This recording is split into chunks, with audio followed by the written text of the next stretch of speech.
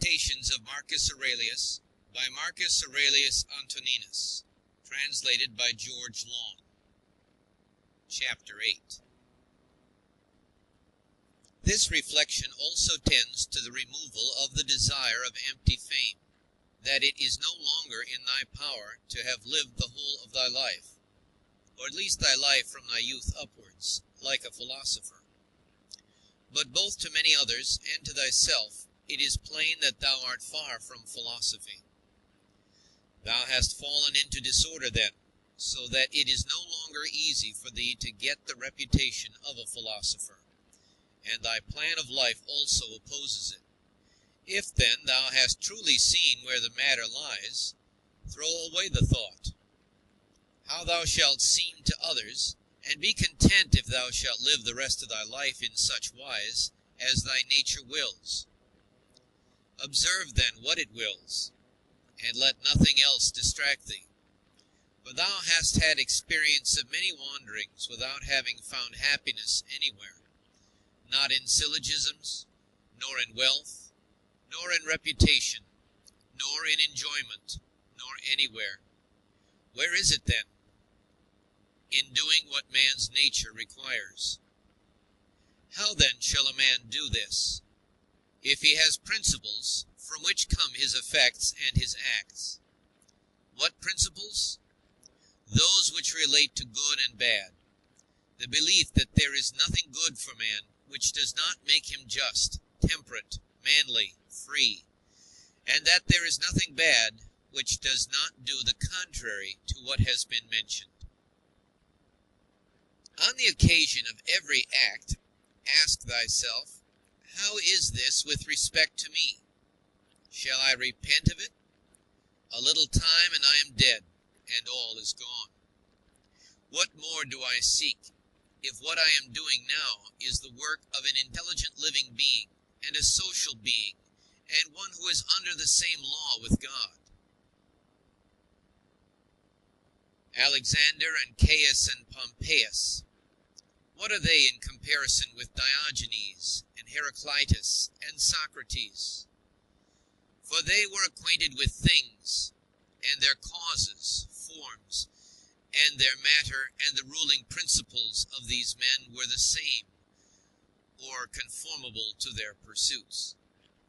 But as to the others, how many things had they to care for, and to how many things were they slaves? Consider that men will do the same things nevertheless, even though thou shouldst burst.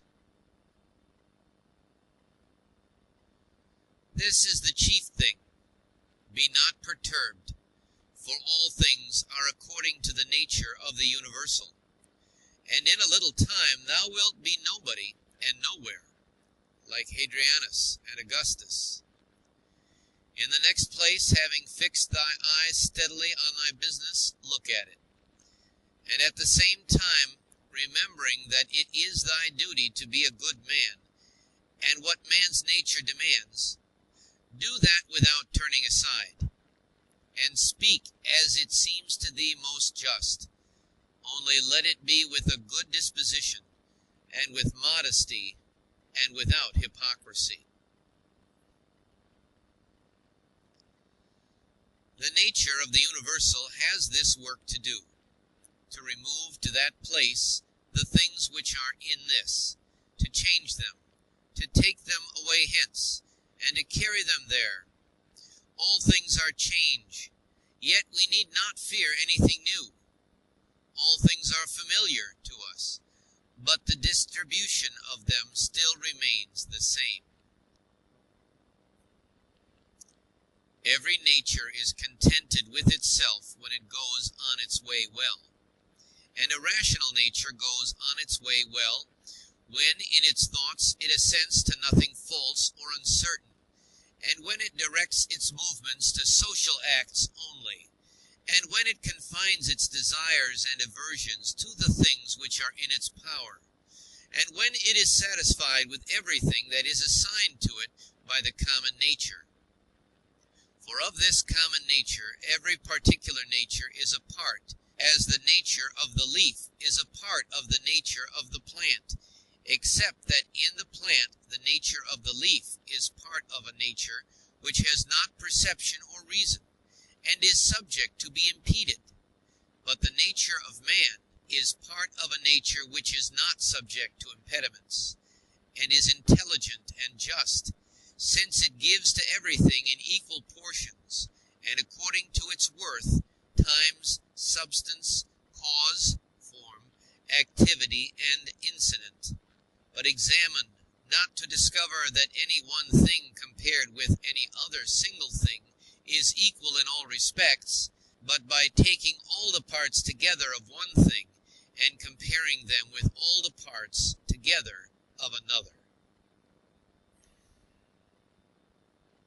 Thou hast not leisure or ability to read, but thou hast leisure or ability to check arrogance. Thou hast leisure to be superior to pleasure and pain. Thou hast leisure to be superior to love of fame, and not to be vexed at stupid and ungrateful people, nay, even to care for them.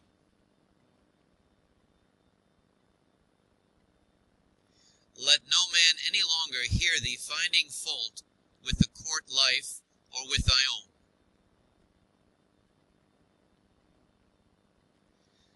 Repentance is a kind of self-reproof for having neglected something useful, but that which is good must be something useful, and the perfect good man should look after it. But no such man would ever repent of having refused any sensual pleasure.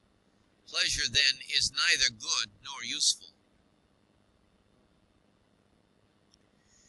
This thing, what is it in itself, in its own constitution?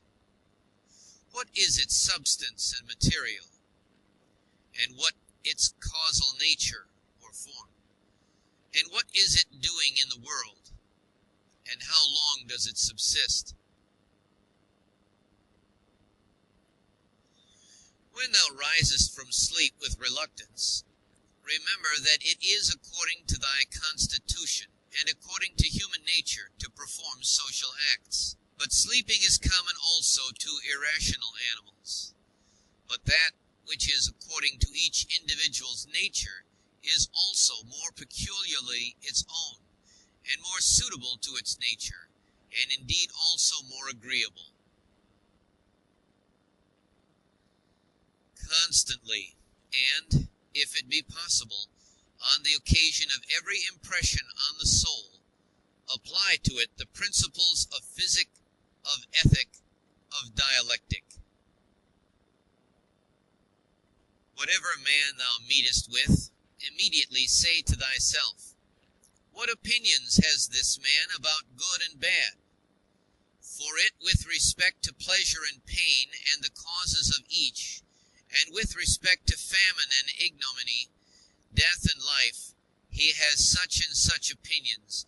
It will seem nothing wonderful or strange to me if he does such and such things, and I shall bear in mind that he is compelled to do so.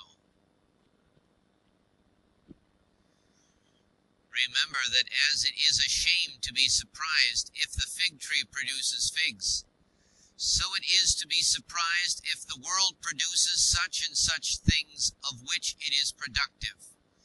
And for the physician and the helmsman, it is a shame to be surprised if a man has a fever, or if the wind, if unfavorable. Remember that to change thy opinion and to follow him who corrects thy error is as consistent with freedom as it is to persist in thy error. For it is thy own, the activity which is exerted according to thy own movement and judgment, and indeed according to thy own understanding too. If a thing is in thy own power, why dost thou do it? But if it is in the power of another, whom dost thou blame? The atoms, chance, or the gods? Both are foolish. Thou must blame nobody. For if thou canst correct what is the cause, but if thou canst not do this, Correct at least the thing itself. But if thou canst not do even this, of what use it to thee to find fault? For nothing should be done without a purpose. That which has died falls not out of the universe. If it stays here, it also changes here, and is dissolved into its proper parts, which are elements of the universe and of thyself. And these too change, and they murmur not. Everything exists for some end. A horse, a vine. Why dost thou wonder? Even the sun will say, I am for some purpose, and the rest of the gods will say the same. For what purpose then art thou? To enjoy pleasure? See if common sense allows this. Nature has had regard in everything no less to the end than to the beginning, and the continuance, just like the man who throws up a ball. What good is it then for the ball to be thrown up, or harm for it to come down, or even to have fallen? And what good is it to the bubble while it holds together, or what harm when it is burst? The same may be said of a light also. Turn it, the body, inside out, and see what kind of thing it is, and when it has grown old, what kind of thing it becomes, and when it is diseased. Short-lived are both the praiser and the praised, and the rememberer and the remembered. And all this in a nook of this part of the world, and not even here do all agree, no, not any one with himself, and the whole earth too is a point. Attend to the matter which is before thee, whether it is an opinion or an act or a word. Thou sufferest this justly, for thou choosest rather to become good tomorrow than to be good today. Am I doing anything? I do it with reference to the good of mankind. Does anything happen to me? I receive it and refer it to the gods, and the source of all things, from which all that happens is derived. Such as bathing appears to thee, oil, sweat, dirt, filthy water, all things disgusting, so is every part of life and everything. Lucilla saw Verus die, and then Lucilla died. Secunda saw Maximus die, and then Secunda died. Epitechonus saw Diotimus die, and then Epitechonus died. Antoninus saw Faustina die, and then Antoninus died. Such is everything. Caelor saw Hadrianus die, and then Caelor died. And those sharp-witted men, either seers or men inflated with pride, where are they? For instance, the sharp-witted men, Charax and Demetrius, the Platonist, and Eudaimon, and anyone else like them, all ephemeral, dead long ago. Some indeed have not been remembered even for a short time, and others have become the heroes of fables, and again others have disappeared even from fables. Remember this then, that this little compound, thyself, must either be dissolved, or thy poor breath must be extinguished, or be removed and placed elsewhere. It is satisfaction to a man to do the proper works of a man. Now it is a proper work of a man to be benevolent to his own kind, to despise the movements of the senses, to form a just judgment of plausible appearances, and to take a survey of the nature of the universe and of the things which happen in it.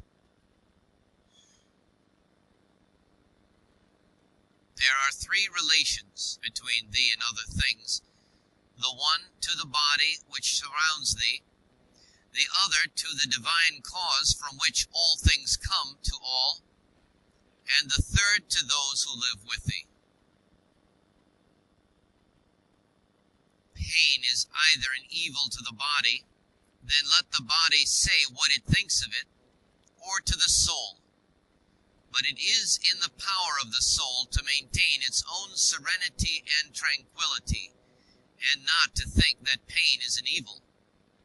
For every judgment and movement and desire and aversion is within, and no evil ascends so high. Wipe out thy imaginations by often saying to thyself, now it is in my power to let no badness be in this soul, nor desire, nor any perturbation at all. But looking at all things, I see what is their nature, and I use each according to its value. Remember this power which thou hast from nature. Speak both in the Senate and to every man, whoever he may be, appropriately, not with any affectation. Use plain discourse.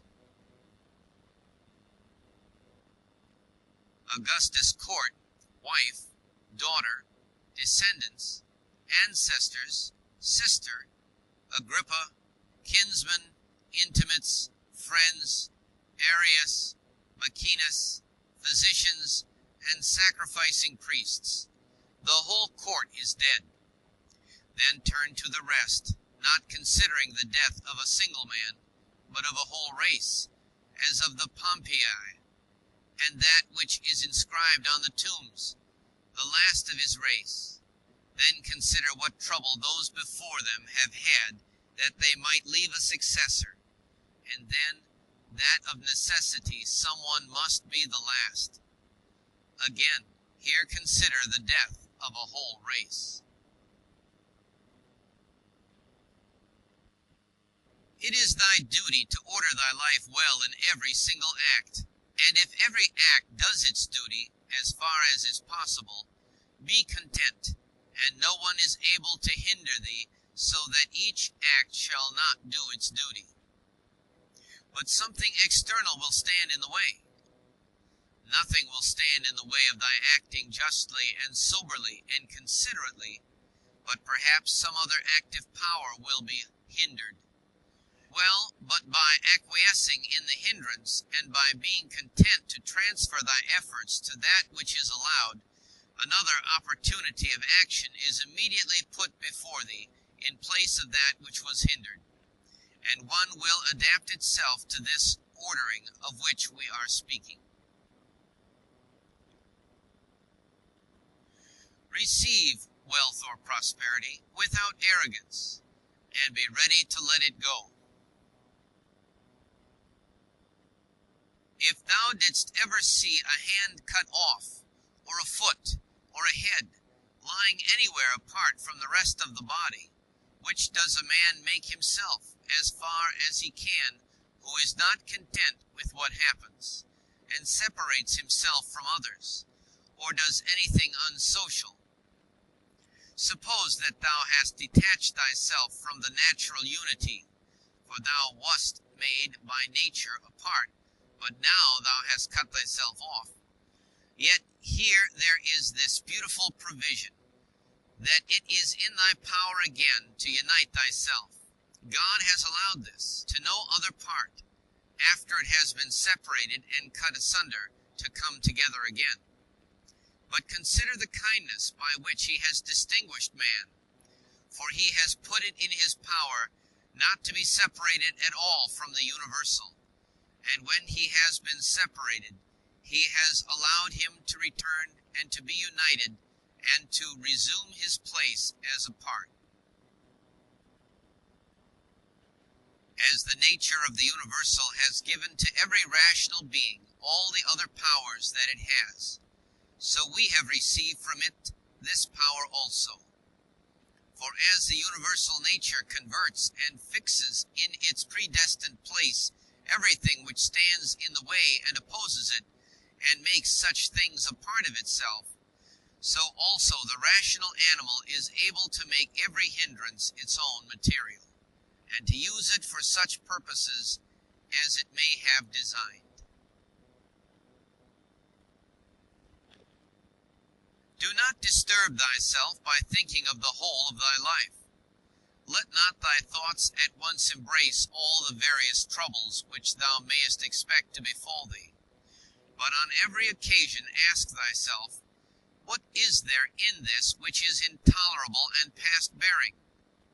For thou wilt be ashamed to confess.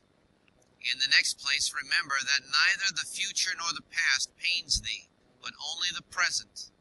But this is reduced to a very little, if thou only circumscribest it, and chidest thy mind, if it is unable to hold out against even this. Does Panthea or Pergamus now sit by the tomb of Varus? Does Chaurius or Diometus sit by the tomb of Hadrianus? That would be ridiculous. Well, suppose they did sit there. Would the dead be conscious of it? And if the dead were conscious, would they be pleased? And if they were pleased, would that make them immortal? Was it not in the order of destiny that these persons should first become old women and old men, and then die? What then would those do after these were dead? All this is foul smell and blood in a bag. If thou canst see sharp, look and judge wisely, says the philosopher.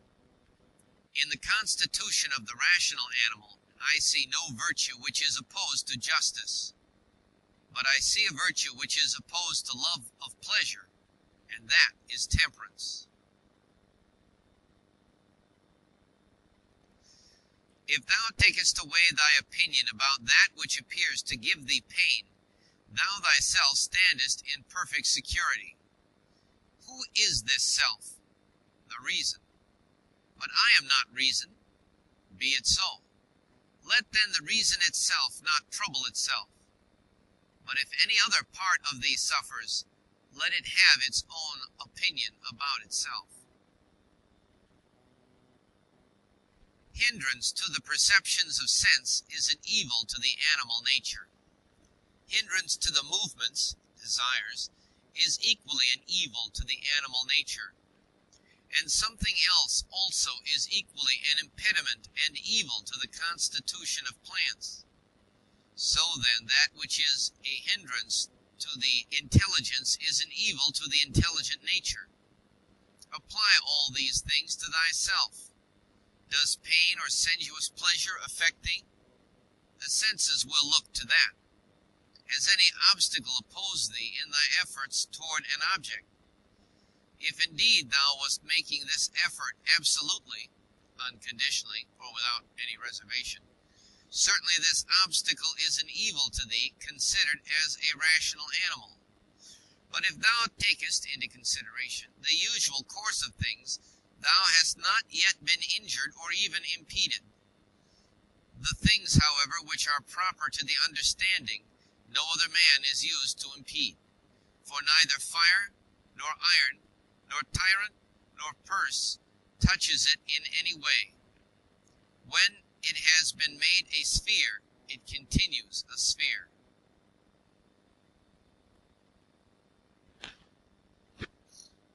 It is not fit that I should give myself pain, for I have never intentionally given pain even to another. Different things delight different people, but it is my delight to keep the ruling faculty sound without turning either from any man or from any of the things which happen to men, but looking at and receiving all with welcome eyes and using everything according to its nature. See that thou secure this present time to thyself.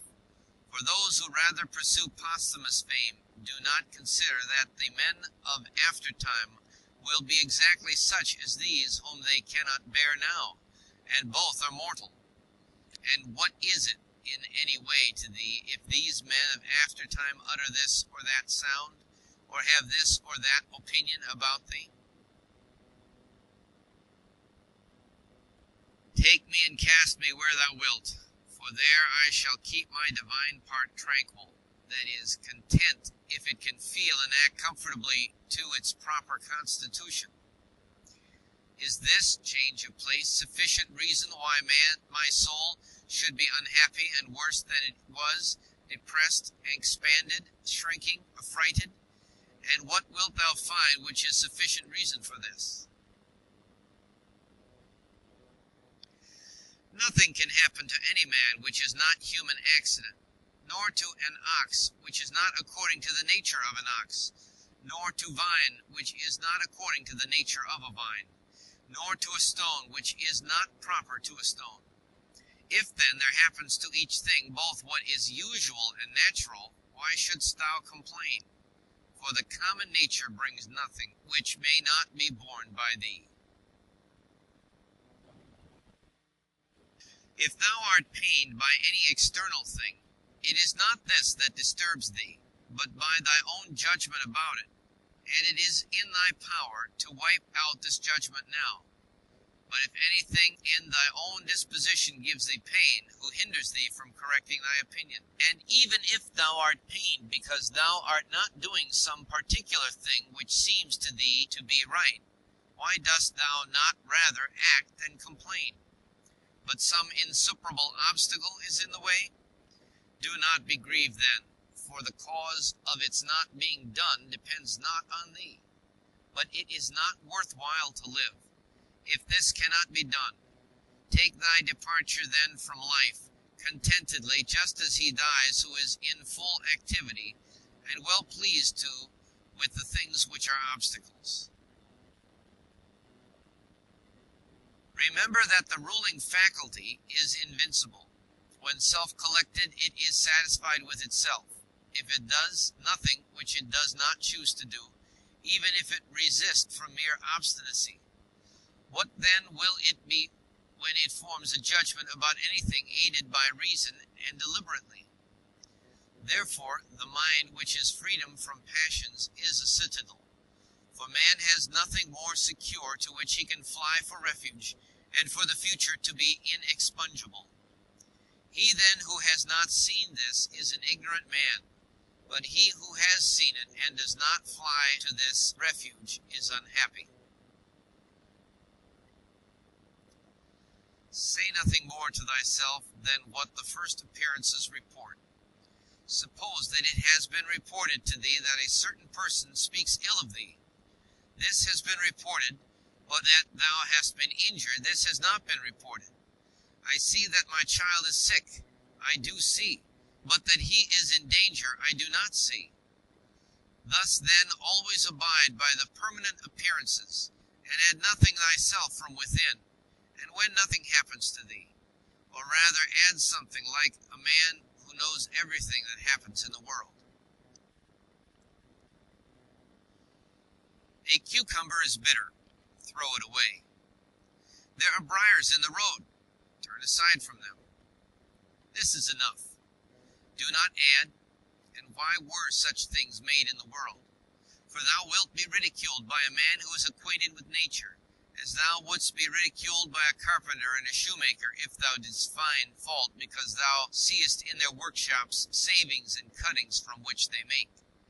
And yet they have places into which they can throw these shavings and cuttings, and the universal nature has no external space. But the wondrous part of her art is that though she has circumscribed herself, everything within her which appears to decay and to grow old and to be useless, she changes into herself, and again makes new things from these very same, so that she requires neither substance from without, nor wants a place into which she may cast that which delays. She is content then with her own space, and her own matter, and her own heart. Neither in thy actions be sluggish, nor in thy conversation without method, nor wandering in thy thoughts, nor let there be in thy soul inward contention or external effusion, nor in life be so busy as to leave no pleasure. Suppose that men kill thee, cut thee in pieces, curse thee. What then can these things do to prevent thy mind from remaining pure, wise, sober, just? For instance, if a man should stand by a limpid, pure spring and curse it, the spring never ceases setting up potable water. And if he should cast clay into it, or filth, it will speedily disperse them and wash them out, and will not be at all polluted. How then shalt thou possess a perpetual fountain, and not a mere wall? By forming thyself hourly to freedom conjoined with contentment, simplicity, and modesty. He who does not know what the world is, does not know where he is. And he who does not know for what purpose the world exists, does not know who he is, nor what the world is. But he who has failed in any of these things could not even say for what purpose he exists himself. What then dost thou think of him who avoids or seeks the praise of those who applaud, of men who know not either where they are or who they are? Dost thou wish to be praised by a man who curses himself thrice every hour? Wouldst thou wish to please a man who does not please himself? Does a man please himself who repents of nearly everything that he does? No longer let thy breathing only act in concert with the air which surrounds thee, but let thy intelligence also now be in harmony with the intelligence which embraces all things. For the intelligent power is no less diffused in all parts and pervades all things from him who is willing to draw it to him than the aerial power for him who is able to respire it. Generally, wickedness does no harm at all to the universe, and particularly the wickedness of one man does no harm or another. It is only harmful to him who has it in his power to be released from it as soon as he shall choose. To my own free will, the free will of my neighbor is just as indifferent as his poor health and flesh. For though we are made especially for the sake of one another, still the ruling power of each of us has its own office, for otherwise my neighbor's wickedness would be my harm, which God has not willed, in order that my unhappiness might not depend on another. The sun appears to be poured down, and in all directions indeed it is diffused, yet it is not diffused. For this diffusion is extension. Accordingly, its rays are called extensions, Greek, because they are extended, Greek. But one may judge what kind of a thing a ray is if he looks at the night's light passing through a narrow opening into a darkened room. For it is extended in a right line, and as it were is divided when it meets with any solid body which stands in the way and intercepts the air beyond. But there the light remains fixed and does not glide or fall. Such then ought to be the outpouring and affection of the understanding, and it should in no way be an effusion, but an extension. And it should make no violent or impetuous collision with the obstacles which are in its way, nor yet fall down, but be fixed and enlighten that which receives it. For a body will deprive itself of the illumination, if it does not admit it. He who fears death either fears the loss of sensation, or a different kind of sensation. But if thou shalt have no sensation, neither wilt thou feel any harm. And if thou shalt acquire another kind of sensation, thou wilt be a kind of living being who will not cease. Men exist for the sake of one another. Teach them then, or bear with them. In one way an arrow moves, in another way the mind. The mind indeed, both when it exercises caution and when it is employed about iniquity, moves straight onward not the less, and to its object. Enter into every man's ruling faculty, and also let every other man enter into thine. End of chapter 8.